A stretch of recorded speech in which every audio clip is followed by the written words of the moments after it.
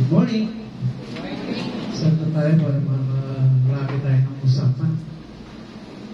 This seminar, nasabihan ba kayo na hanggang ano ito? Lunch na? Breakfast na ba kayo? Okay. So, no more cellphone, ha? Because marami kayong speakers today, ako yung muna. Pag-uusapan natin yung future nyo sa loob ng kalating araw. Pero isang oras lang ako. Okay? Usapan natin kung paano kayo magtatagal, magsama. Kasi dami din tatagal eh. Diba? Wala na naniniwala sa forever. Meron pa ba? Meron pa naniniwala sa inyo sa forever? Meron pa? As nga pa? Hindi lahat. No? Hindi lahat. Yung malalaki, hindi nagtataas. Yung babae lang eh. No? Ano problema natin? Kung hindi niya pinaniniwalaan ng isang bagay, hindi mangyayari. You will never make any effort to achieve it. Kaliniwala eh. Diba? Hindi susunod ka lang mo.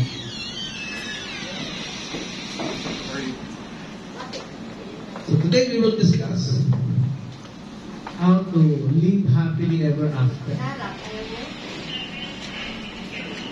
Yung akala nyo sa fairy tale lang natin, isang lalaki lang kita ko nagtaas.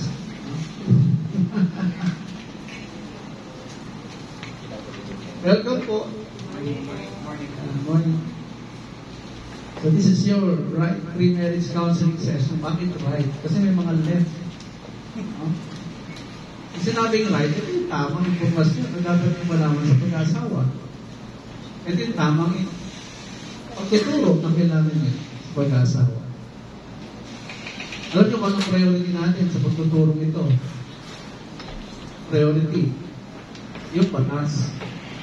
Patas sa pag-asawa. Yung patas na galing sa gumawa na marriage. Brother, where are you from? Utah. Utah? United Kingdom. UK? British. Welcome to the Philippines. This is the first time. 6 times. You love here, huh? Enjoy. Thank you. Okay. I'll be speaking some Tagalog and English. Sister, explain it to her, huh? I speak Tagalog. Kasi mas madali explain sa Tagalog, mas nakaka-relate kayo. Okay? So, welcome. And the objective of this seminar, of course, ay mapatibay ang inyong pagsasama. At kailangan natin kayo turuan ng tama. At kailangan nyo maintindihan yung tinuturo natin. Pag di naintindihan, taas lang ang kamay. Pag-usapan natin. Ha? Just raise your hand. Sir, medyo naguluhan ako doon. Paano ba yun? So, kung ang pag-uusapan natin is the law about marriage. Kasama doon yung principles. Ano ba magkakaintindihan sa principles pala? Ano ang principles? Raise your hands. Ang common na narinig mong sagot, paniniwala. No? Paniniwala. Pero hindi siya paniniwala. Marami akong papalitan sa mga natutunan niyo before. Marami akong sisirain sa inyong paniniwalaan. Okay? Kailangan natin ayusin ang ating mentality para mas mag-apply yung benefits ng marriage sa inyong buhay. Kahit sa mga nag-aasawa daw, pinag-aralan na sa Amerika, lumalago ang buhay ng bawat mag-asawa. Na tama ang ginagawa. May kondisyon. Hindi pa sa nag-asawa ka lang, automatic i-bless ka nito. Ha? Hindi ganun yun, ha? Hindi po niya nagpakasal kayo, blessed na kayo nito. Hindi ganun. May gagawin pa kayo. Okay? Kailangan niyong i-align ang sarili ninyo sa design ng produkto na ang tawag ay marriage. Pag pinasok mo sa marriage yung iyong mga kagustuhan, yung iyong mga habits, yung iyong mga pag-uugaling hindi ka na-establish, hindi mabibless ang marriage. Bakit? Kasi hindi na masunod, hindi na ma-align sa mismong design nito. Okay? At ang produkto, para mag-function well, ay dapat ginagamit ng tama. Yes or no? Yes. Kagaya nito, mga produktong ito, para gumana, magtagal ang buhay, gamitin sa tama. Diba? Pag hindi ginagamit sa tama, ang tawag po doon ay abuse.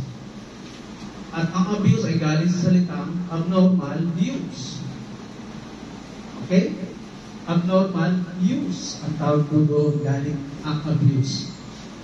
Okay? Pag sinabi ng produkto, bawal to, bawal isaksak sa wanted, bawal isaksak sa mainit, bawal ilapit sa mainit. Pag hindi mo sinunod yun, may mangyayari sa produkto.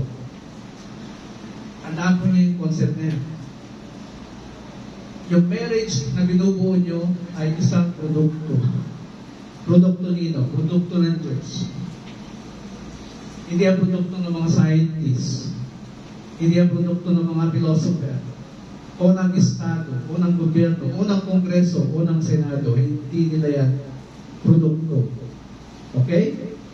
Mula sa Diyos, na galing, saan galing ang marriage, at hanggang sa nag-decision kayo. Pero hindi kayong pinilit mag-asawa. Meron ba? Meron ba pinilit dito? Taas ang kamay habang maaga pa sa akin na. Kahit nandyan yung katabi mo. Walang tinutukan. Walang tinakot.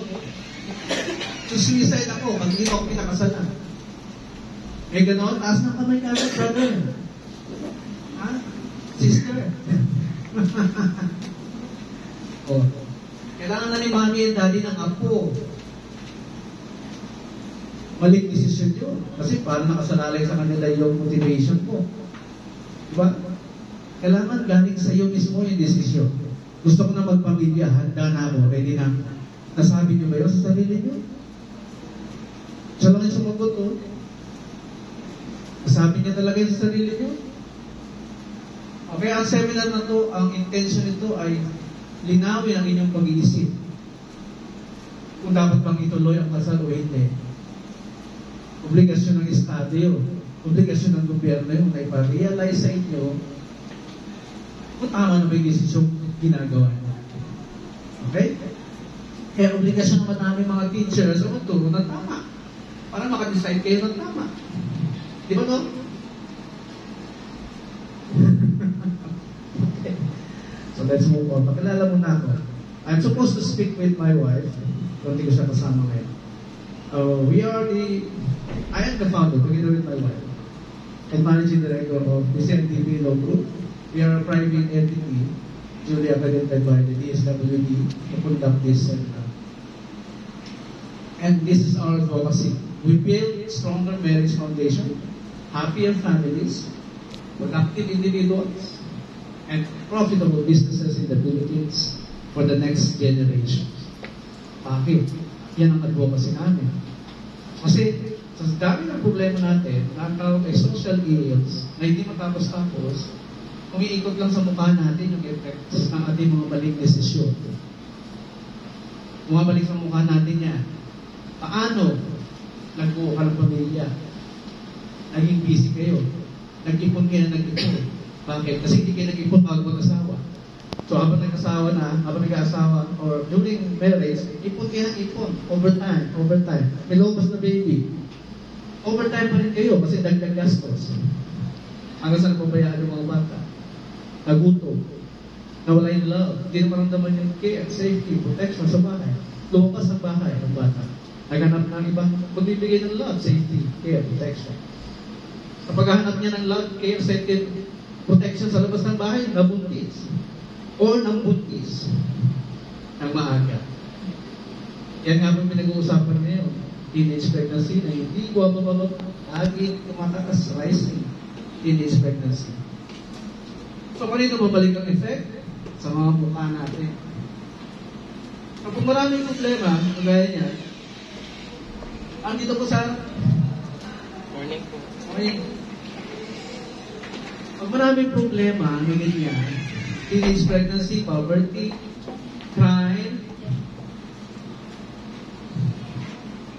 krimen, drugs, ang galing yan? Sabi ng mga behavioral scientists, galing lahat sa pamilya.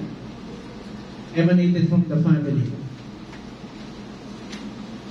Dahil pag hinanap nila, yung mga suspect, sino yan? Saan galing ng magulang na yan? Sino yan? Ibisa tayo lang isa-isa. Okay? 99.9% of our social ills emanated from the family. Galing sa mga desisyon natin. Ang the more na maraming problema sinusult ang gobyerno, the more na kailangan ng panggastos. Tama? Tama? Pag kulang ang panggastos, kanino kukunin? Kanino? Pag sa atin, ataasan yung tax. Tama, mali. Pati kayo sumasagot, nagugulat pa tayo. Logic lang naman eh. Tataasan ng tax, madililitan na yung pay mo. Diba? Pati lagi ka mag-overtime. Sideline dito, sideline doon. Hanggang sa hindi ka na maganda ugaga, hindi ka na makatulog. 4 hours na lang tulog mo. Or 3 hours. O hanggang sa dahan-dahan mo ng maramdaman yung iba't ibang sakit. Naisip niyo ba yun? Ayan ay resulta ng ating mga desisyon. Hindi na kapitbahay. Tayo mismo. And the more we are ignorant, the more we are prone to commit making wrong decisions. Okay? Ulitin ko. The more we are ignorant, the more we are prone to making wrong decisions. Okay? Yun lang po ang dahilan ng pagkasira ng bawat buhay ng tao due to ignorance. Wala na tayong excuse. Kaya yung mga pagkahawak nyo ng cellphone na yan, instead na mag-games kayo, mag-google kayo palagi.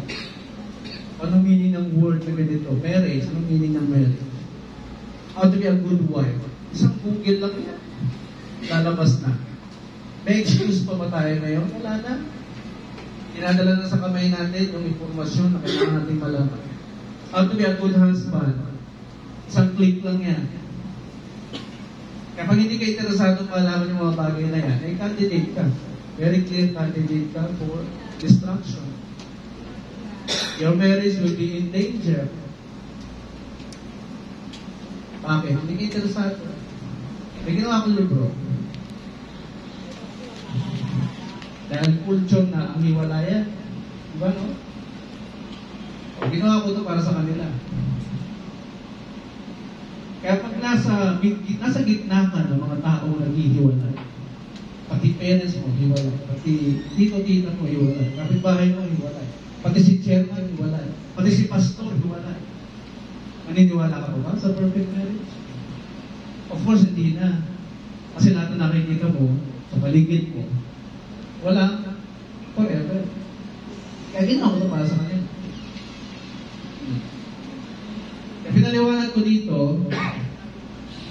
na ang resulta ng pagkasira ng buhay mo ay dahil hindi kayo interesado na malaman yung mga informasyon tungkol sa marriage na matagal nang sinerge ng tao. Matagal nang pinag-aralan ng tao.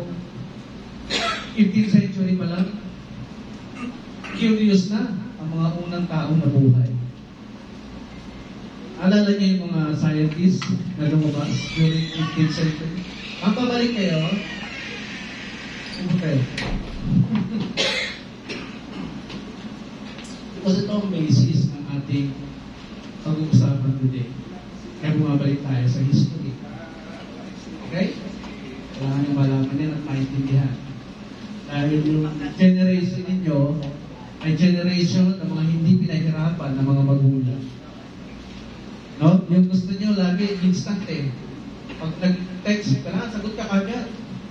No? Pag nag-inquire, hindi pa kayo nag-reply yan. No? Generation of entitled, sabi ng ating mga scientists. Age of entitlement.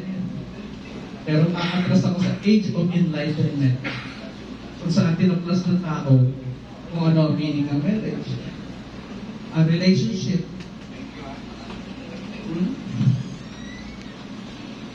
Kaya kung may question kayo tungkol sa inyong relationship, huwag mahiya, magtaas ng kamay, magtanong, ha?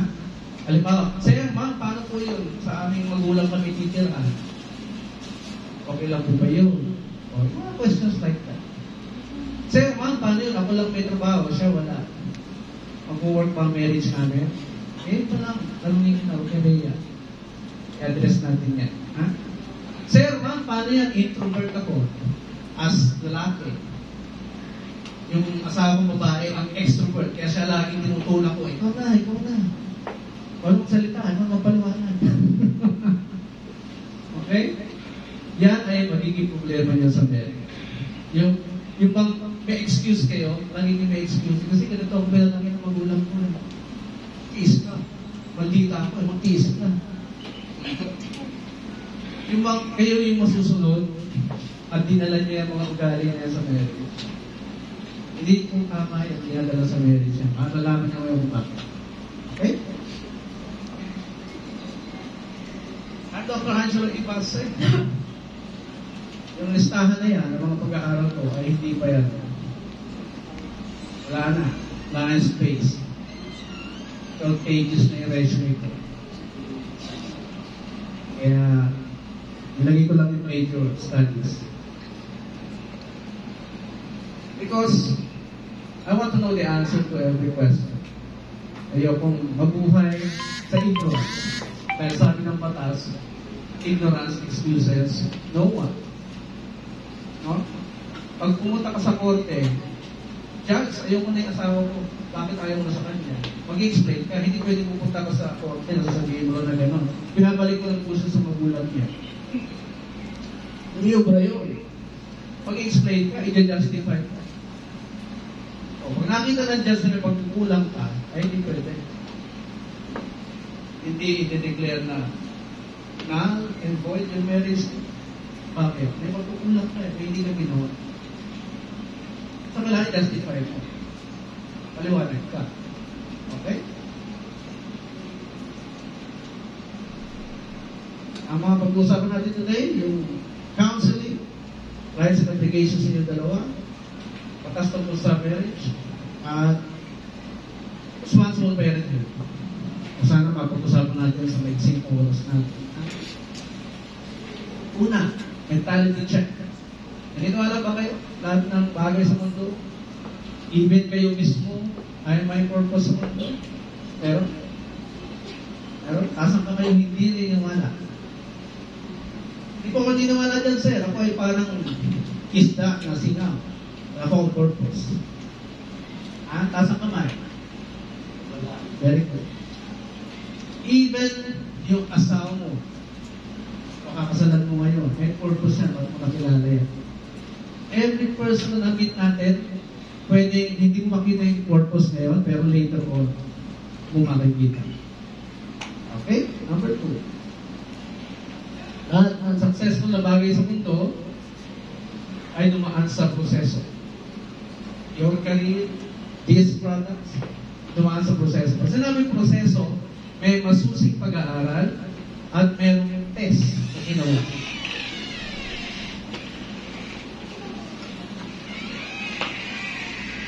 Test. Kaya gusto niyo ma-enjoy ang pagsasama ninyong dalawa, mataan kayo sa test. Pwedeng sasabihin niyo, hindi naman nawawala argument sa pag-asawa. Ito naman, kasi tinitest kayo. Hindi naman mawawala yung pagkatalo sa pag-asawa. Totoo naman, kasi tinitest kayo. Anong tinitest sa inyo? Yung pasensya niyo sa isa't isa. Diba? Kung matitiis niyo pa yung isa't isa. First year of marriage, puro pagtatalo. Magdasal ka na. Lord, kaya ko ba ito? Second year, ganoon pa rin, puro away. Lord, please extend my patience. Third year, fourth year, fifth year, walang nangyari. Alam niyo ba, na first 5 years, yung pinaka-crucial sa bawat mag-asawa? Bakit crucial? Ito yung pinakamataas na hiwalayan. First 5 years ng pagsasama. Kaya sa unang taon, testingin na kayo. Ang tawag doon, malfunctioning. malfunctioning ng marriage. Kasi pwedeng pumasok kayo sa marriage nang hindi kayo ready. Pwedeng nagtayo kayo ng institusyon na ang tawag ay marriage, pero wala kayong funding. Lahat ng institusyon kailangan ng funding. Naintindihan nyo? Hindi basta porque may trabaho ka, pwede ka na mag-desisyon na mag-asawa. Kailangan ng pondo. Dahil pag nagsama na kayo dalawa, hindi naman kayo pinamanahan ni mami and daddy ng apartment. O di uupa kayo. Saan gagaling ang upa? Sa sahod ninyong dalawa. Eh kung yung asawa mo ay dami obligasyon sa mga kapatid niya, may enjoy nyo ba pareho yung sahod niyo 100%? Diba? That also means hindi ka handa mag-asawa. Dahil tumibok ang puso mo, hindi mo ginamit ito.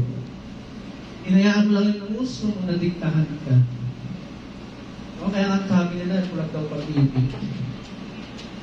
Bakit naging kulag? Hindi na kasi nag-iisip.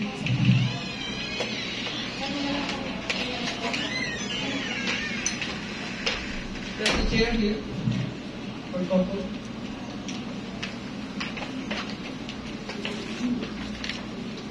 Good morning, sir. Are you recording your phone? Yes. Where? Where ka? Dalawang foreigner? Hindi pa rin panalo for me to speak English. Pag majority foreigners o talong Pinoy, bali English ako. I slice in English for them. Okay? So, lahat ng bagay, gusto mo ma-enjoy, gusto mo magtagal ang buhay, kailangan dumaan sa tamang proseso. Walang shortcut. Ha? Huwag mag-expect ng mabilisang pagyaman. Dahil ang pag-aralan na ninyo sa Amerika, kapag tama ang ginagawa ng mag-asawa, laging isang desisyon nila dalawa, lumalapit ang biyaya.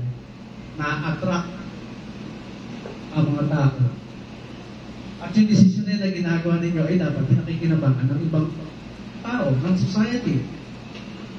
Ayon din sa studies, hindi basta nag-asawa lang kayo, karapatan nyo kasi ito, sumaya, lumigaya. Hindi sapat na maging selfish tayo. May obligasyon tayo sa ating komunidad, community. At dapat nag-i-enjoy lang ang komunidad sa inyong dalawa mag-asawa. Ano ba yung i-enjoy ng community dapat sa atin bilang mag-asawa? Hindi sapat na gumawa lang ng mabuti. Hindi sapat na maging mabait lang. Mabait po ako, hindi ako gumagawa ng kasalanan. Hindi. Kailangan mo ilabas yung bait mo. Naintindihan? Kailangan mo ibigay sa kapwa mo yung bait mo. At yung purpose mo. Marami na akong nabasa mga successful stories na mag-asawang isa lang ang desisyon. Isa lang ang commitment sa buhay. Lumalago ang buhay. Na nangyari din sa aming mag-asawa. I speak by authority here. Kung ano sinasabi ko, nangyari at naranasan namin. Ina-apply namin. I speak with authority. Okay? Kaya di po ako just teaching by the books. No? Naranasan namin kung kami tinuturo. That's why it became our focus. We're excited to tell you this. Kaya anything na sabihin ko sa inyo ngayon, kung hindi nyo maintindihan, mahirapan kayong i-apply.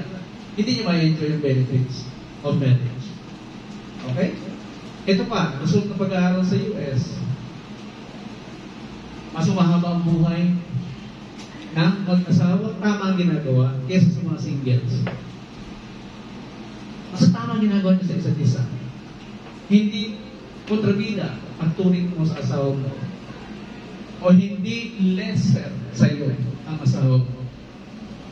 Hindi mo tinuturing siya, ay, mas matalino ako sa iyo, kaya ako magdidesisyon sa lahat ng bagay. Sunod ka lang. Mali po yun. Dahil ang mag-asawa, may hinamat utak niya, ikaw matalino, konsultahin mo rin.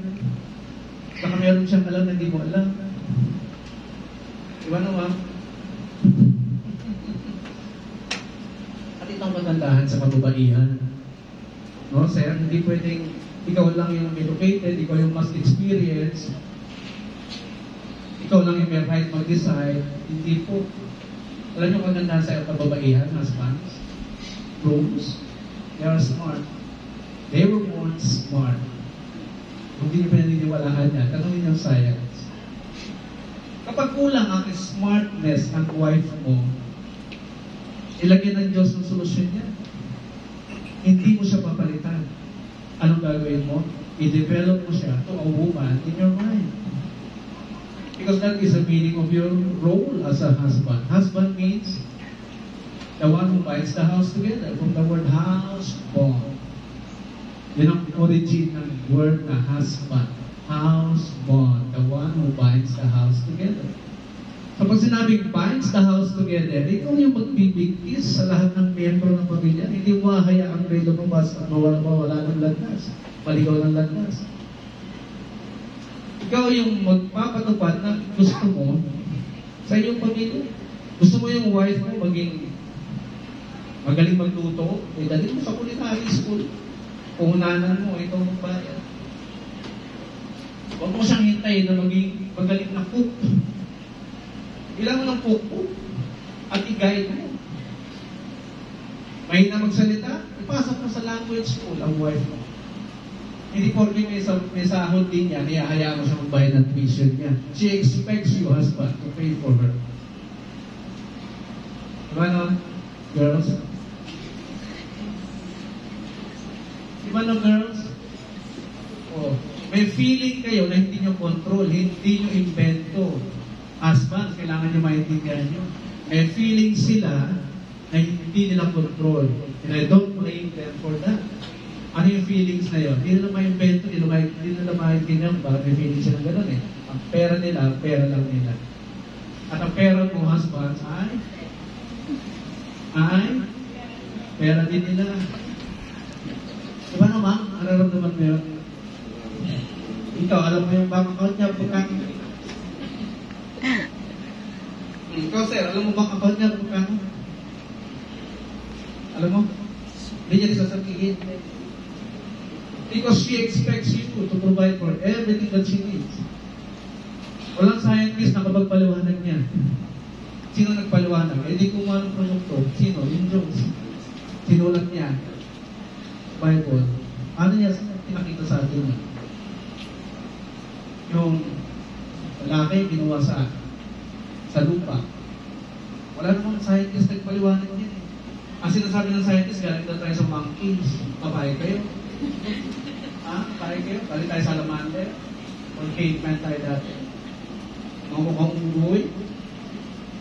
Dahil ko ng anak, naantay kong maging unggoy, hindi nagiging unggoy. Di ba niloloko tayo? Only God can tell you how He made you. Only God can tell you how He designed the marriage. Okay? I will tell you the design of marriage. When He made you from the dust, beginning from the male, He built foundation into the male Himself. Pinatibay niya yung male na yan. And everything else that follows after creating the male is built on the male. Okay? Niloloko tayo ng mundo. Pilit na pinapasok sa atin yung equality. Pinag-aralan mo mabuti yan. Ano ba yung equality na yan? Na ang babae pareho ng lalaki. Totoo naman, equal. Pero magkaiba na purpose. Tandaan niyo, hindi ka design para maging lalaki, girl. Ibang purpose mo, girl. Huwag mong pilitin gawin ang ginagawa ng lalaki. Hindi design ang katawan mo to handle stress.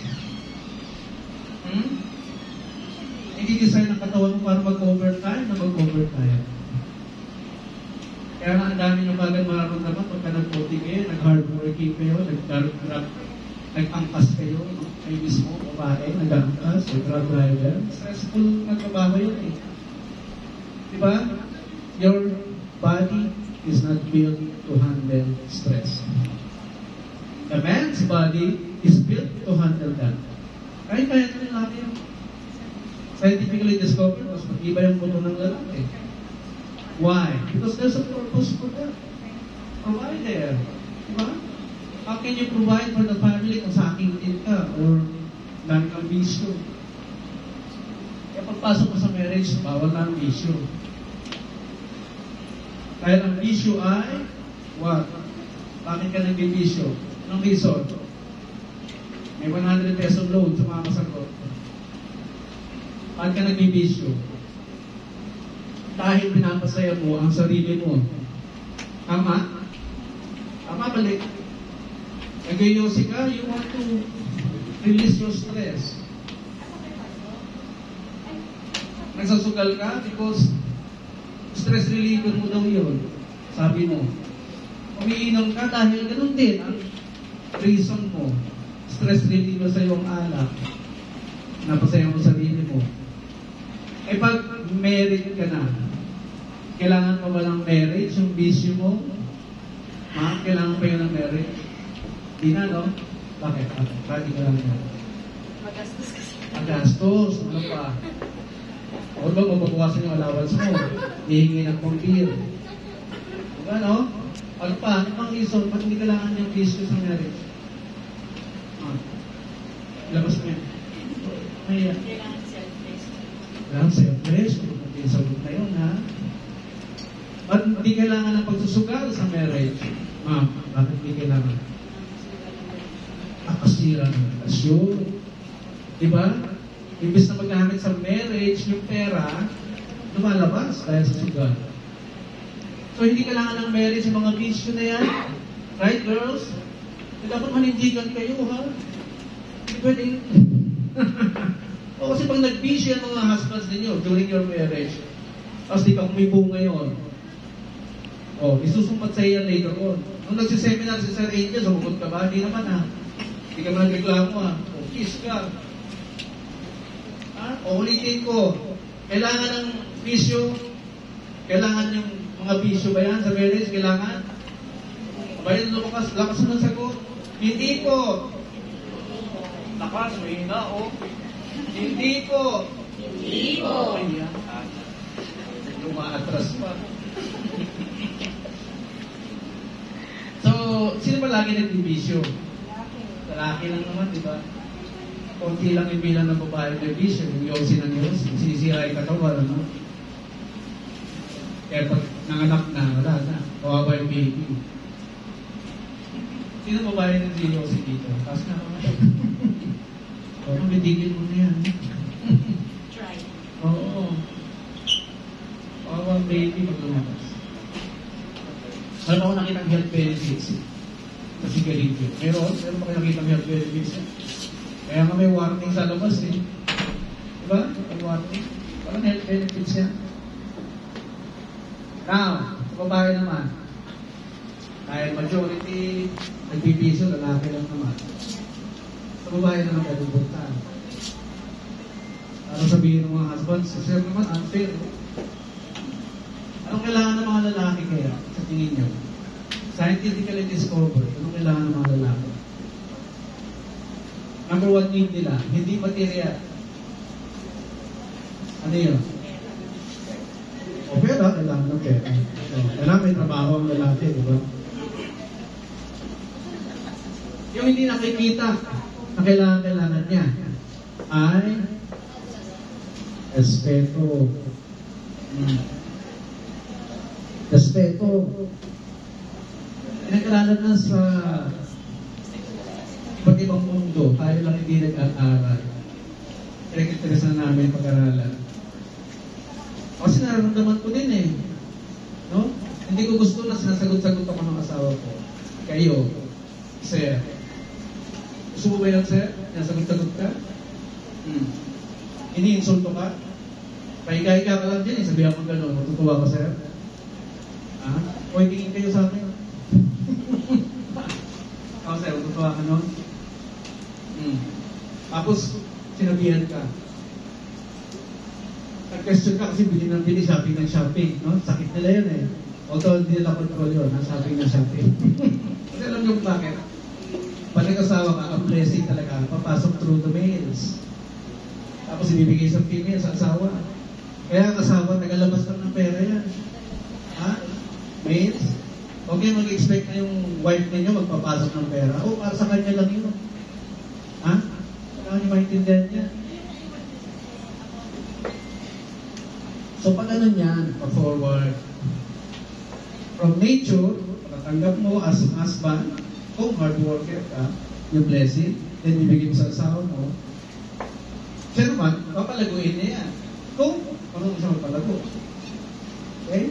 Ano yung palalaguin? Kasi bibigyan ka ng masarap na ulam, pagkain, magandang tahanan. Yan ang nature ng babae. No? Mahilig ka sa magandang kulay. Kaya maintindihan yung husband. Huwag mong i-expect yung wife mo na maging katulad mo kung paano ka mag-isip. Okay? Okay ba kayo? Dahil magkaiba kayo purpose. Kaya ang dami yung husbands na gano'n, no? Ni-expect yung wife nila to think like them. Kapag gato ka rin yung diskarte, bagaya ko. No, iba sila. Marala yung science. The difference between a male and a female. The more you understand that, the more you will be able to manage your relationship effectively. Okay? Dalawang slides pa lang ako eh. We are designed as just one. Everything sa buhay natin, dinesign yan as just one. Designed by creator, by manufacturer. Yung isa pa na nakikita mo, that's a reserve only. A reserve lang yan. Diba, yung mata niyo magkaiba, tumingin sa lamin, hindi yan pareho, hindi yan pantay. Magkaiba yan. Yung braso niyo, hindi rin magkapareho yan. Paan niyo, everything. Anything na dalawa sa bahagi ng katawan ninyo, the other one is just a reserve. Okay? Kaya naka-reserve yun, paano tumagal pa buhay mo? Kapag inabuso mo ang katawan mo, magagamit yan. Makawala yung isa pag inabuso mo yan sa mga bisyo mo. Okay? Dahil lahat ng bisyong gagawin mo ngayon, nagpakasal ka na, hindi ka pa rin tumigil, yan ay masasalin sa inyong anak, 4 na generation. Kaya nga, namamana ang sakit eh. Hanggang 4 generations, scientifically and biblically explained. Galing sa DNA mo, yung mga bisyo mo ngayon, 4 generations backwards. Tapos nagpasok ka pa ng sarili mong bisyo, talaga magsasuffer. Yung anak mo, 4 generations. Anak mo, anak niya, apo mo, apo-apo. Dala-dala yan sa DNA. Okay? Kaya you want to enjoy your partnership together, iwanan ang mga bisyo. Pati ang mga samang pag-uugali. Pati ang pagiging maldita. Okay? Kailangan pa ng marriage yung pagmamaldita ng wife? Sir, kailangan ng marriage yung maldita ng asawa? Yeah, explain bakit. Bakit? Kasi disrespectful yun, di ba? Pag disrespeto yung malditang wife, no? Kasabihan kang, mas malaki sahod ko nga sa'yo eh. How do you feel? Maldita yun, di ba? At saka kung gustong bilhin to, hindi mo mabili-bili. Maldita yun, sir, di ba? Okay niya mag-react. Okay katabi yung asawa eh. Kasi maalala yun lahat ko pag isasama na kayo. Okay? So, number 1 need ng lalaki ay respeto. Number 1 need ng babae ay love. Love. Yan ang namamagitan sa inyong dalawa, di ba? Love. Kaya kayo nandito, mama. O kaya lang, magkaiba ang pag-spell ninyo ng love. Ang pag-spell ng lalaki sa love ay R-E-S-P-E-C-T. The more you respect your husband, the more na mamahalin ka niya. Yung bang, dati mag-grocery lang ako hanggang 1,000 lang daw po. Naku, mas lalo kang mamahalin niya. Lalo kang bibigyan ng budget kapag marunong kang mag-budget ng pera. Hindi ka kung questionin yan. Pag napupunta sa tama, yung pera pinaghihirapan niya. Girls? Clear? Diba no, sir? Natutuwa ko. The more nabibigyan ka ng budget, kasi wais ka. Napapatagal mo yung pera. Diba? Marunong ka tumawad sa palengke. Ha? Okay? Matutuwa ang husband doon? Diba no, sir? Oh, yung love, paano i-spell ng mga babae yung love? Alam nyo? Paano? A-F-F-E-C-T-I-O-N. Ano yun? Affection. Hindi sila mag-explain ng love. Mag-spell ng love. Affection. Ano yung affection? Define affection. Ano yun? Girl. Woman's man. Manindigan. Define affection. Girls. Kayo. Affection, sir, ay ganito. Ma'am. O, kita ma'am. Kayo, ma'am. Affection is what? Para marinig niya habang nandiyan. Are you Chinese, sir? Filipino. Huh? You understand Tagalog also? That's very good. Ika ma'am, affection is what? Doing what? Sometimes giving affirmation. Giving affirmation. Tagalogin mo ma'am, para sa pag-unawa ng lahat. Kapag inaalala ka, tsaka pakialam. Pakialam. Yan. Hindi lang yun. Bigyan ko pa kay idea. Pinipraise ka as a wife. Diba? Hindi ka dinadown. Yung efforts mo, pinipraise niya palagi. Positibo. Pinaparamdam mo lang niya lagi sa'yo na mahal ka niya. Di ba yun ang gusto niyo?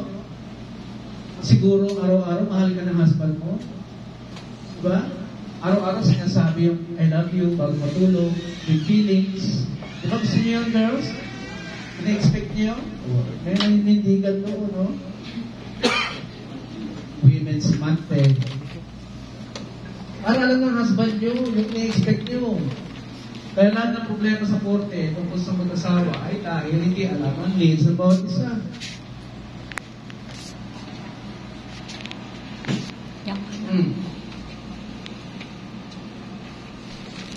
His needs, her needs, magkaiba yan. Asahin, i-google. Ang needs mo, iba sa needs ng asawa mo.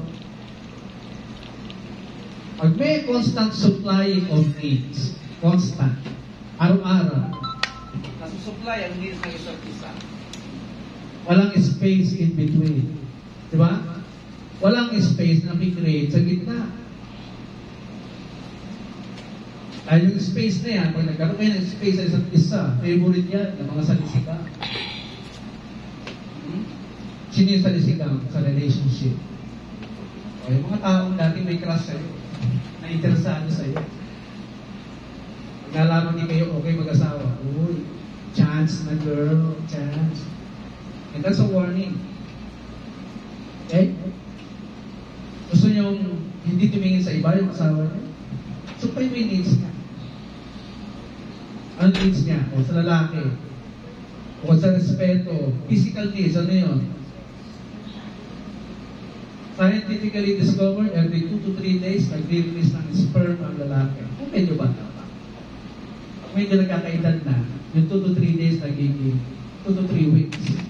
Okay? Okay? Nag-release ng sperm. O kanino niya nag-release niya? Kanino? Hindi kayo sumasagot eh. Takin po, sir. Sagot. Sa inyo lang i-release yan.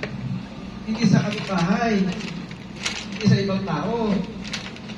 Di ba na, sir? Dapat ready ka. Yung mentality ng asawa ko, napakaganda. Never ako pininay. Never ako dinigri. Pag yung mentality mo may problema, pag kinalabit ka ng asawa mo, pagod ako, pagod, bukas na. O di umasa si husband. Bukas sabi, nag-promise Dumating yung kinabukasan, nag-ready-sins na Italy ko Prepare na prepare. Eto na naman, dumating ka na, pagod ka ulit. Nyakay yung mahiga kayo kasi tagal mahiga. Daming ginagawa. Kinalabit ka ulit. Pagod ako bukas na ulit. Magtitiis yun pero may galit na yung konti. Ang scientifically discovered din to. Hindi ito opinion na sinasabi ko. Kasi dito na papag-usapan yung sex. No? Nahihiya kayo pag-usapan to.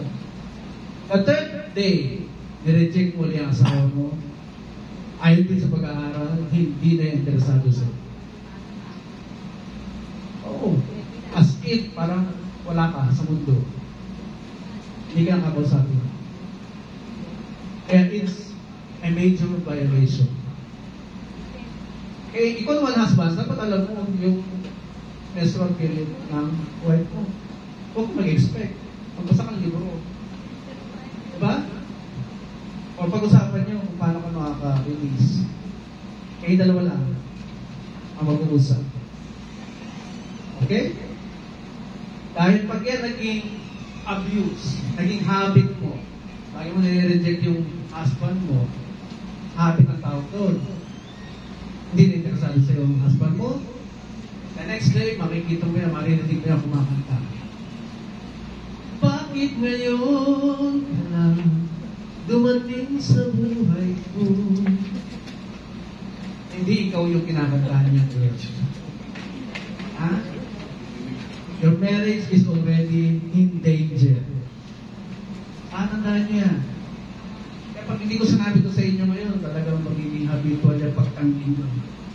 O ito naman si husband, hindi naman alam yung gagawin para mapaupo si Mrs. Itiisin na lang, ayaw daw niya eh. Pagod daw siya eh. Wala nang alam si husband gawin. MS Science, nag-aralan din. Gusto mong makasex ang sawa mo, i-condition mo. Ha? Remember the principle of bago sakyan ng sasakyan, kinokondisyon. Diba, sir? Para tumakbo ng maayos. Diba? Huwag sakay ng sakay na hindi kinokondisyon sa sasakyan. Paano i-kondisyon ng wife? Ano? Pagod ka, saan masakit sa'yo? Lutin kita. I-massage kita. O. Subukan niyang gawin niya. Tingnan niyo. May naka-smile na yan. Nawala pagod. Nawauna pang kikisay yan. Diba naman? Tagalan niyo lang yung massage. Huwag naman yung 3 minutes lang o 4 minutes lang. Ha? May solusyon, di ba? Di ba? May solusyon? Ba yan? Yes, sir. Kaya pag hindi mo alam, hindi mo magagawa. That's why we have to teach it to you. Because the things you do not know, you can do it. You cannot do it.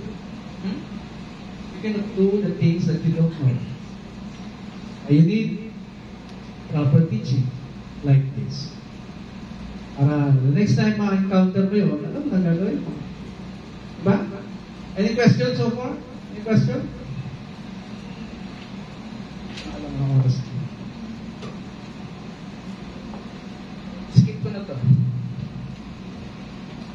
Remember, 19 turo ko is principle. Principle means, from the word prince, if you've heard about the kingdoms, merong prince and princesses. They are first in line to the throne. Prince means first. This guy knows it. He came from a kingdom, government. First, ang ibig sabihin ng prince, first in line to the throne. Combined with the word false, from the Greek, it becomes fundamental, tenet, doctrine, root, basis, foundation, or origin. Kaya, pag sinabing principle, hindi ito subject sa debate. Hindi mo ito madidebate. benefits at destruction ang pagsunod at hindi pagsunod sa principles. For example, bigyan kayo ng isang principle na hindi mo pwedeng ibatihin. Wala kang tinanim, wala kang anihin. It's a principle. Wala kang pinigay na love, care, attention sa anak mo. At ang anak mo, iniwanan mo, nag-abroad ka, and you expect the child to give back the love, care, attention to you? Na pinalitan mo ng pera? Padala? Suporta? No? Don't expect your child to give that love, care, attention to you also kung tanda mo. Ibibigay niya yun sa tao, ibigay noon. Kung sino nagpalaki sa kanya. Okay? That's a principle. You reap what we sow, not expect any harvest, and you did not plant anything from the beginning. Huwag ka mag-expect na malaking kita kung wala ka naman tinatanim from the very first place. Okay? Whatever you plant, you harvest later, good or bad. You plant good deeds, you reap good deeds from others. Ito mga kailangan niyang malaman bago kayo magsimula mag-asawa. Principles. Okay? Wala kang quality time na binibigay sa husband mo, busy ka, don't expect na maging sweet siya sa'yo. Busy ka eh. Merong needs na hindi nasusupply sa kanya. Dahil, gaya na sinabi ko kanina, pag nag-asawa ka, iiwanan mo na lahat ng bisyo mo. Yung pagpapasaya sa sarili mo, sino ang masasayahin mo? Asawa na, kaya puntahan na natin yung family ko. Ano ba sinabi ng batas, yung ating marriage? Puntahan natin.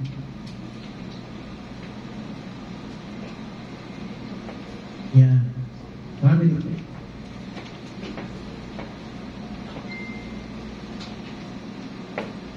Marriage, wala din dito, pero nakasulat sa mas mga naunang nag-aral. Ang marriage daw is from the word gem.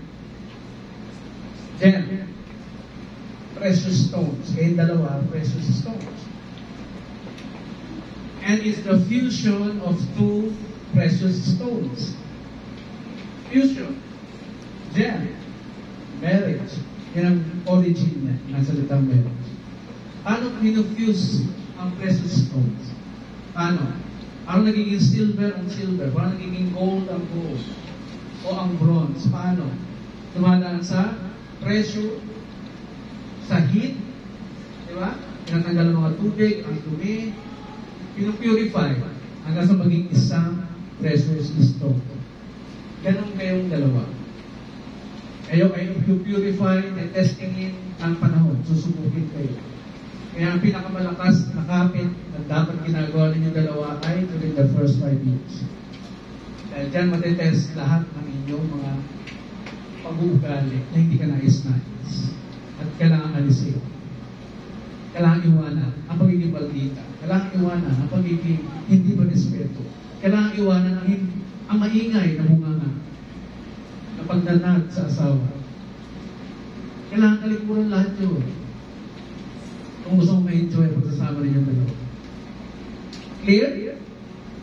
Any opposition to that? Wala po.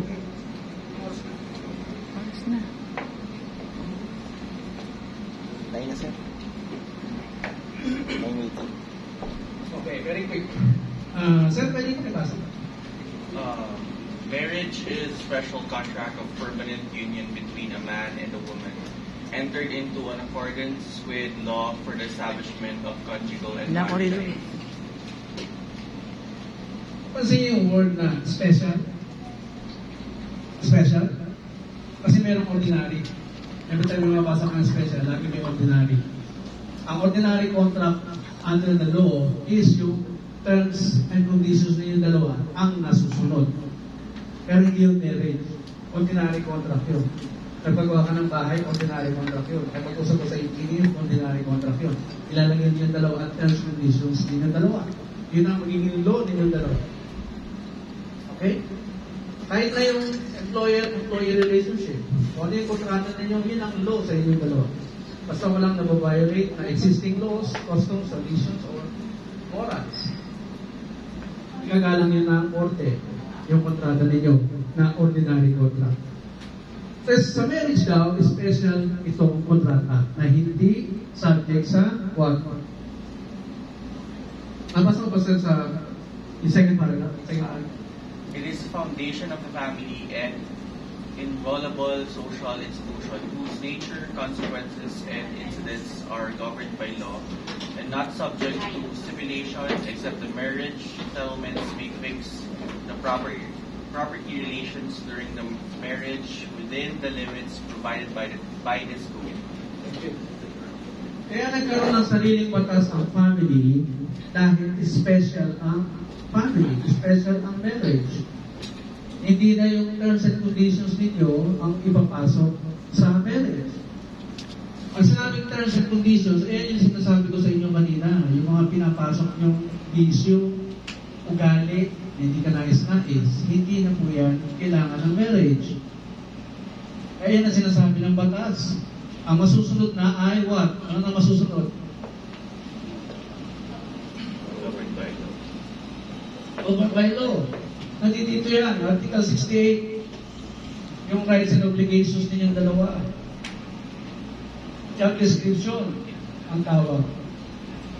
Nandito po yun, basahin nyo, Article 68, ha? Assignment niya. Mahaba yun, diniscuss ko yan. So nakasulat na sa batas na meron kang duty to love, honor, and respect, and be loyal to your wife or husband. Nakasulat sa batas eh. Ididibati mo ba kayo? Ha? Ididibati mo? Hindi na eh. Kasi special contract, hindi na entitled sa iyo opinion or condition. Pag sinabi ng law, mahalin mo asawa, i-respect mo asawa, maging tapat ka sa kanya. I-honor mo siya. Hindi na ito subject sa condition ko. Wala na yung, teka muna sir, hindi niya ako pinamahal eh, paano ko siya i-respeto? Teka muna ma'am, hindi niya ako pinamahal eh, o hindi niya ako i-respeto eh, paano ko siya mamahal eh? Wala nang ganun. Ha? Naintindihan? Lahat ng consequences, incidents, nature, are governed by law. Hindi na governed by your own understanding of marriage. Hindi na magbabase ito sa iyong paniniwala tungkol sa marriage, kung paano pinakita sa'yo ng magulang mo ang marriage. Hindi na yun ang magbabase. Yung batas na. Okay? So pag kinompare natin mabuti yan,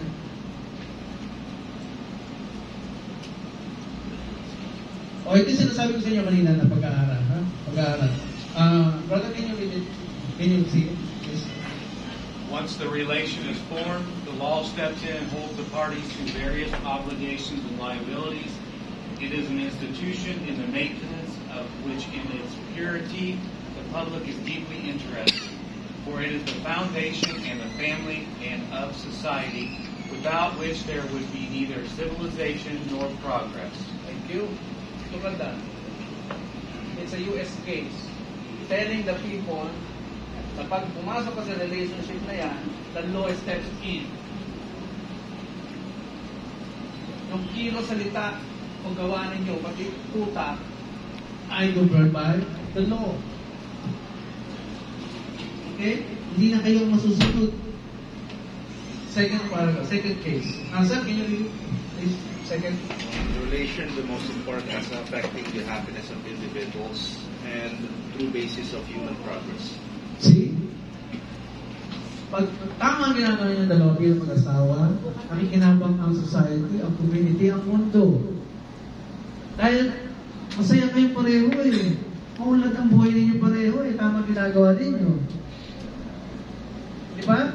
Safe yung mga tao sa labas. Pag nakikita kayong sweet, di ba? Anong feeling niyo pag mayroong sweet na couple sa kalye na lamping-lamping sa isa't isa? Anong feeling niyo? Negative eh. Dalawa, hindi na iya. Di ba ganun tayo? Dapat ang feeling natin positive. Uy, yung sweet naman nila. Sana all. Ganun yung positibong dapat natin nararamdaman. Lao Tzu, Chinese philosopher. Matuwa ka sa success ng iyong neighbor. Neighbor na yan can be your office mate, can be your brother or sister. That's a principle. Hindi yung kaiingitan mo pa. Ha? May mga pangit tayong ugali na kailangan natin alisin para tayo isama-sama umunlad. Ha? Pwede? Please? Okay. Pangatlo, sir, kita mo ba? Pangatlo.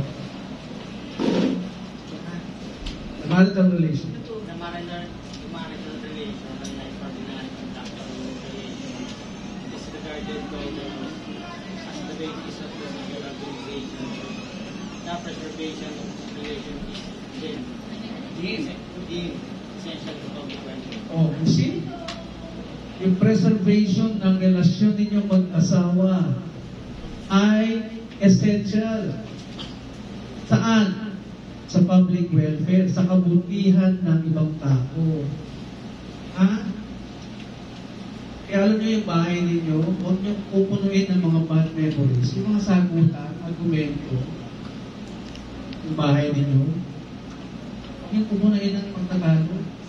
Dahil maaalala niyo palagi yan. Ha? Hanggang sa isang araw, hindi niyo nagugusto yung tumira doon. Meron akong isang bahay na tinitingnan few years ago. Pandakan. Condominium yun, ha? Ganda. Sa kausap ko yung may-ari. Nagpaupahan na namin ito. Malis na kami, nalipat na kami. Hindi ko naman tinatanong, pero siguro hindi ko pigilan. Sabi niya. Hiwalay kasi kami mag-asawa. Kaya yung aura ng bahay, yung aura, pag pumasok, ramdam mo yung gloominess, yung negativity sa buong tahanan. Ramdam mo eh. Parang nai-imagine ko, dito sila nagsasampurpan. Dito sila nagpangaya. Dito sila nagbatuhan ng gamit. Ramdam mo, makikita mo, mai-imagine mo. Kaya ang purpose ng law, ang purpose ng batas na ginagawa sa marriage, is to protect your memories. You need to understand that. Gusto mo ma-enjoy yung tahanan ninyo? Punuin nyo lagi ng joys, ng care, ng love, attention sa bawat isa. Ako puno ng good memories, ang inyong utak. At yung good memories na yan, ay nagpapalusog sa ating utak. Nagpapalusog sa ating utak. Magkano magtrabaho, excited pumasok sa work. Di ba naman?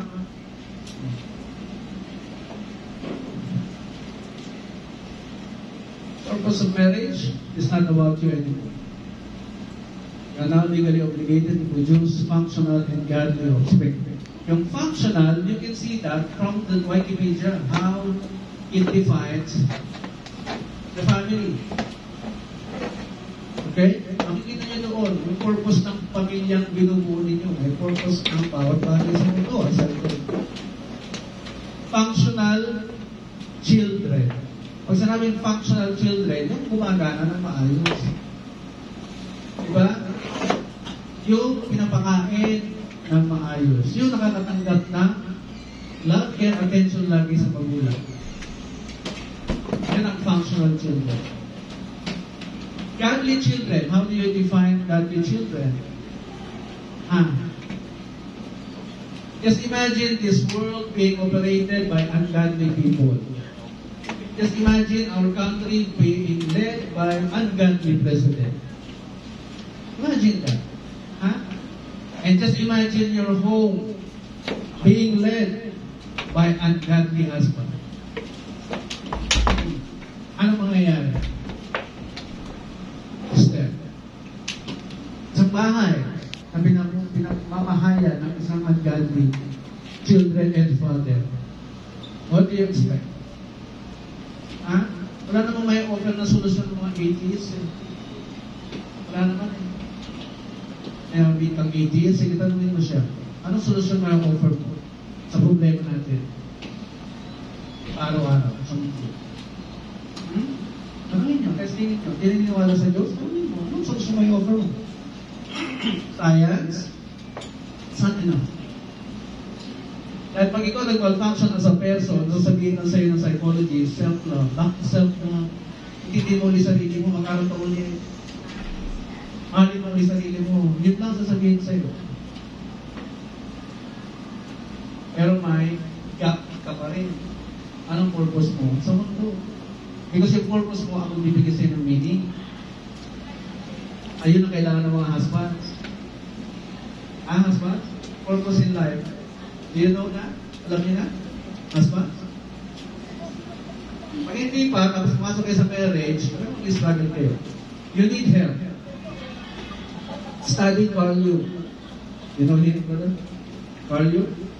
Scientist. He teaches about the process of self-discovery, identity. You know him? Carl Jung? Google it later.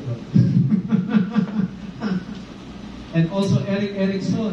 If you talk about child's development, study Eric Erikson. I told you, you have no excuse in this information age. Don't live in ignorance. Okay? Lahat yan, napag-aralan. So, maririnig nyo commonly sa inyong mga kaibigan, mga tatanda, sa inyong mga pastor, sa inyong mga pare, na kayo ay pinag-isa ng Diyos. You can always hear that. Di ba, no? Bakit kayo pinag-isa? And here's the purpose. Sir, kita mo? The purpose. Bakit kayo pinag-isa? Does not the Lord made them one? Flesh and spirit they are his. And why one? Because he was seeking godly also. So guard yourself in your spirit. Do not make faith with the wife of your. Okay? Why kayo pinag-iisa? Why you are being made as one? Because he was seeking what? Godly offspring. So before you can produce godly offspring, you need to be godly yourself as parents. Kayo mismo, maging godly muna dapat, pareho. Bigyan ng oras ang pagbabasa ng Bible. At pati ito, ito expectation ng Estado sa inyo, expectation ng gobyerno sa inyo. Masahe. Ano expectation ng Diyos naman sa inyo? Produce godly offspring. That is called responsible parenthood. Ang ginawa ng batas din ng ating Kongreso, reproductive health and responsible parenting is also a law. Pag nakasulat na ang law, hindi na subject sa iyong terms and conditions. Punta ka sa Supreme Court. Paglaban mo yung nalalaman mo. Sabihin mo doon sa mga matatalinong justices kung bakit hindi ka dapat sumunod sa responsible parenting. Okay, ma'am? Sir? Any questions so far? Natututo ba? Okay, sige. We get to a close. My module is designed for a whole day seminar. I will just skip some.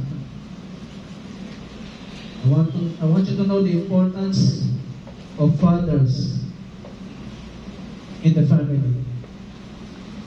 He knows it, no? Yung bansa nila, may pinakamataas na crime rate. Hindi lang yung nare-release sa media. Why? Because of a world without fathers. Doon ka lang sa kanila makakita ng mga pinabayaang bata na namamarin ng eskwelahan. Hintayin natin. Kapag yung divorce na kalusot, parang ungodly children ang mag-produce. Kasi inisip nyo maging masaya. Yun ang purpose ng divorce. Pagpapasaya pa rin sa sarili kasi marami pumasok sa marriage na hindi pa tapos, pagpapasaya sa sarili.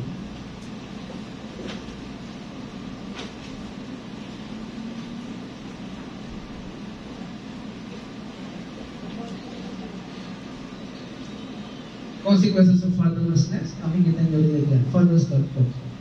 Mag-aral din. Hindi nga, babasa ko naman. Sir, please. First and second paragraph. Some fathering advocates would say that almost every social ill faced by America's children is related to fatherlessness.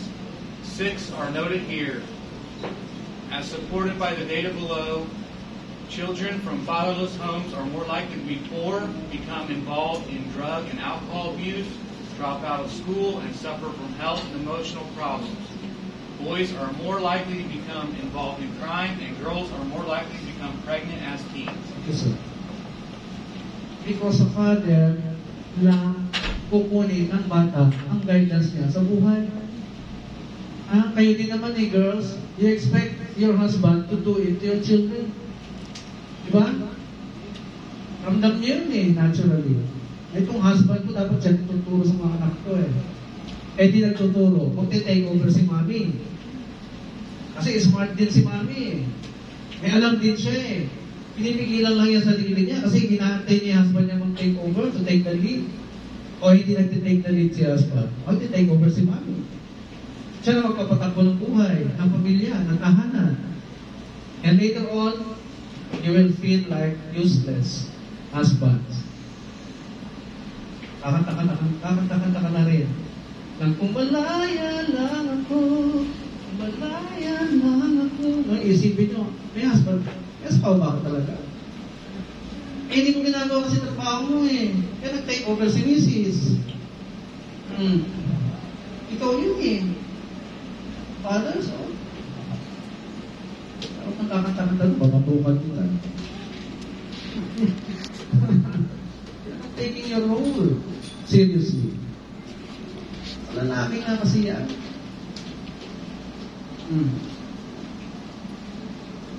Both are smart, both can do the other one. Pero pag nag-take over ang babae, that's only temporary. Husband, sooner or later, magre-reklamo na yan. Trabaho mo ba't di mo ginagawa? And you must be the lawgiver in the house. And the wife is the law enforcer. Pag walang lawgiver, si mami magbibigay ng law sa bahay. Anong tendency ng mga bata? Hindi naman takot ng bata sa mami. Mahina lang mamalo si mami. Si daddy, mas malakas, mas malaki. Mas takot sila sa daddy. Hindi nagbibigay ng law sa bahay. Pasagot-sagutin ng nanay. Si daddy nga, mami, walang sinasabing ganyan Tapos ikaw, ganyan. Hindi nga kami pinapansin ni daddy. Hinahayaan lang kami. Pasagot-sagutin ng nanay. Bakit? Walang tatay na naninindigan. As lawgiver. Huwag naman military. Huwag naman military ruling sa tahanan. Ilalagay nyo ng love ang pag-rule sa bahay. Husband? Ilalagay ng love, hindi yung, ayaw ka agad. Makinig ka. Huwag takutin yung anak mo. Kaya pumasok si Jesus para ituro yung love. Okay? Dami na ba? Marami ng informasyon? Loaded na? Loaded na? Sige, pusing ko na.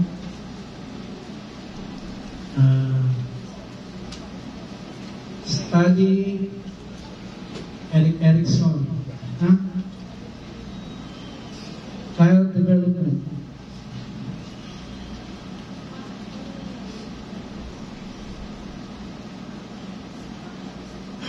Ulitin ko. House one, the one who buys the house together. Title given only to the males. Yan ang title mo Google mo yan. Master of a house, occupier, and tiller of the soil, and cultivator. Yan ang meaning ng titulo mo nasa husband. Okay? What else? Father in Greek is Pater. Father in Hebrew is Abba, which means source, sustainer, provider, strength, and protector. Dahil ikaw ang nagsimula ng marriage, para nahimik yung babae sa tabi mo, nilok mo ng marriage. Di ba no? Well, ma'am, nahihimik ka lang, di ba?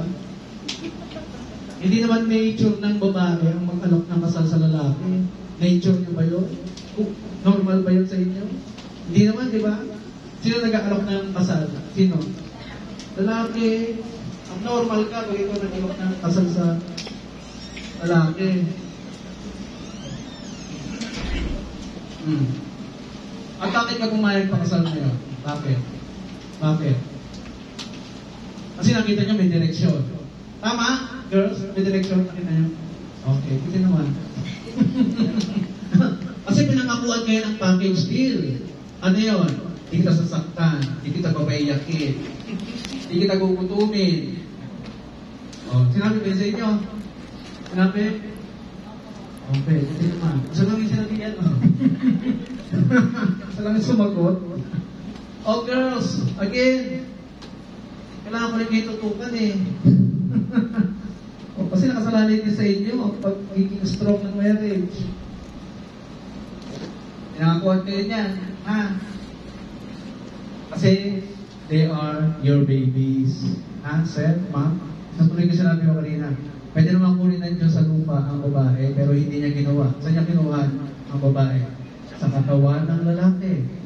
Maintindihan mo daw, husbands, na yung pinili mong asawa, na hindi ka naman diniktahan ng Diyos na mag-asawa, pero desisyon ka mag-asawa, pinili mo siya, yan ang ibigay mo. Ha? Kaya madalas maarte yan. Okay? Madalas hindi mo maintindihan niya kasi parang baby nga, umaarte. O, di ba, ma'am? How do you treat a baby? Hindi mo hinahayaan magputong. Di ba? Hindi mo hinahayaan lamukin. Hindi mo hinahayaan umiyak ng matagal. Hindi mo ginugutong. Di ba? That's how you want to be treated? Ha? Ladies? Husbands? They are your baby? Ha? Now, nasagot na. Yung tanong, bakit pag-pera nila, pera lang din na. Kasi baby mo yan eh. Aangkinin nila lahat, pati sa'yo. Lalo na pinakasalan mo pa. Kung pirma ka. Okay? Pirma ka sa marriage contract. Okay, finally.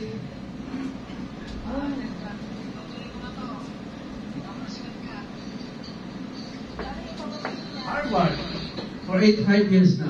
85 years na. Gusto mo maging masaya at mababuhay mo? Invest in your relationship. Starting with the home. Sabi niya. According to their studies. Starting with the home. Inside the home. Asawa mo, mga anak mo, everybody in the family. Mag-invest ka ng time, attention doon. Huwag kang mag-invest sa crypto. Huwag kang mag-invest sa real estate muna hanggang hindi pa kaya. Yun munang hindi involved ang pera. Yung attention. Here. Sa loob ng tahanan. Okay? Ahabang buhay mo. So the fate of the next generation lies in you. Lies to all the responsible and loving husbands / fathers who ain't supportive and submissive wives / mothers today. This is my family. Who is the happiest human being in the picture?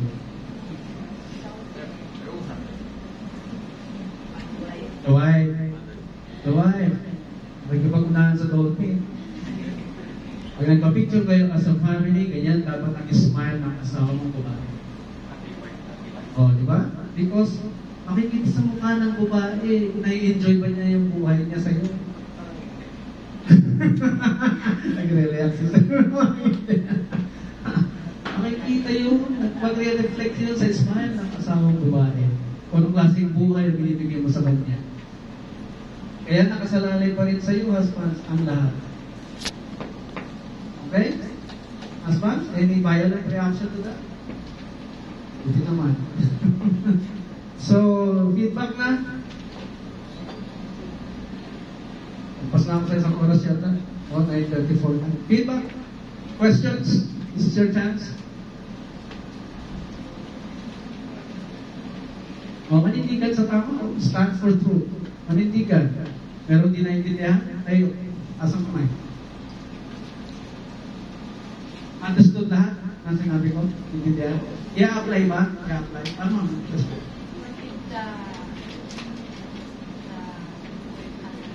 if yung provider ng family? Oh, what if? Kung babae yung provider. Ano daw yun? O, sa aking mga naituro, I'm sure may makakasagot sa inyo. What if jobless yung lalaki? Okay, babae yung provider. Okay? What if daw? Ayon sa akin mga tinuro, anong sagot niyo? Hindi pa ready for marriage. Very good. What else? What else? Walang funding. Nagtayo ng institusyon, walang funding, walang savings. Alam niyo ba ayon sa studies? You need 2 million pag nag-asawa ka.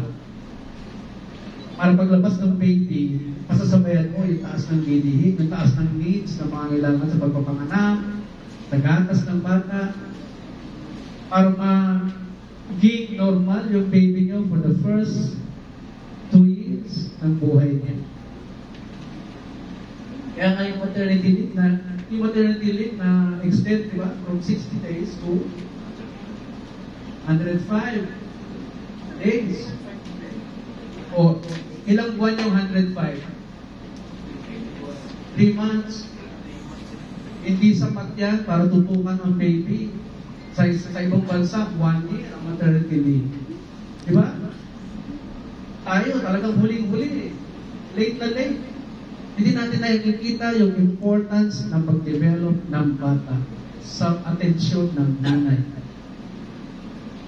Ang nakikita nila kasi yung side effect sa mga namumuhunan, sa mga investors. Dahil pag binigyan mo ng 1 year na leave ang babae, siyempre side effect yan sa kumpanya, magbabayad ng 1 year sa isang babae na sa bahay lang. Oh, malaking effect na sa mga negosyante. Yun ang mas priority ng ating mga lawmakers. Hindi yung priority nila ang pamilya. Hindi nila priority yung pag-produce ng functional citizen sa ating mundo, sa ating bansa. Ano pag babae ang provider? Mag-function ang marriage. Ano pag yung lalaki, hindi kayang manindigan? Laging ganun sir, di ba? Hindi naninindigan, hindi naniniwala sa sarili niya, sa kakayahan niya, sa kaya niyang gawin. Porque walang puhunan, hindi na magninegosyo. Porque introvert siya. Diba? Daming rason. Daming excuse. Magsasuffer ang marriage. Definitely. Next question, please.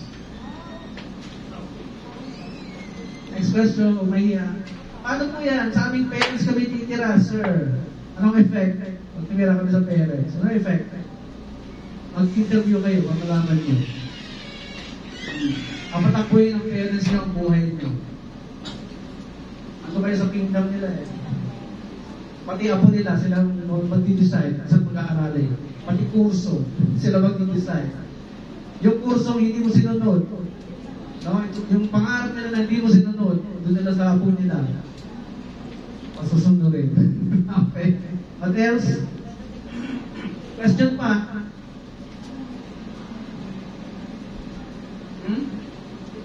Nana?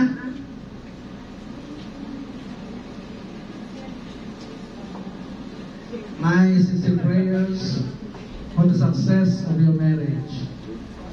Huwag yung hanapin dyan, malilito lang tayo. Ha? So, kung may question, ha? Text or message na sa akin, hanapin niyo ko sa social media. Dr. Angelo Ibas. Okay? So remember, we are just managers on earth. Bakit? Managers lang tayo kasi pinanganak tayo dito ba, di ba? We hold nothing in our hands.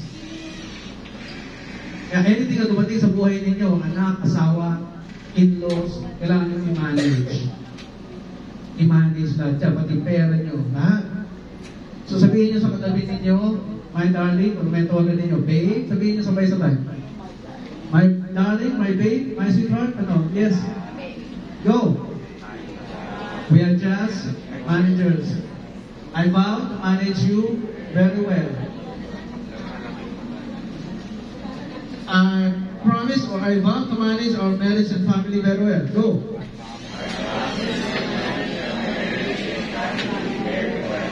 And let us manage well this institution together.